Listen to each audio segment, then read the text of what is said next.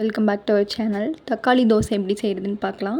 ஒரு பெரிய வெங்காயம், இஞ்சி, பூண்டு, வரமிளகா, 2 டேபிள் ஸ்பூன் தேங்காய் துருவல், 2 தக்காளி, தேவையான அளவு உப்பு, பட்டை, கிராம்பு, சோம்பு இதெல்லாம் சேர்த்து பேஸ்ட்டாக அரைச்சி எடுத்துக்கலாம்.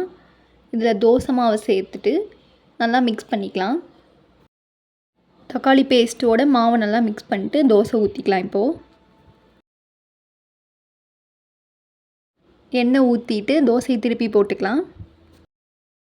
அவ்வளோதான், தக்காளி தோசை ரெடி. தேங்க்ஸ் ஃபார் வாட்சிங்.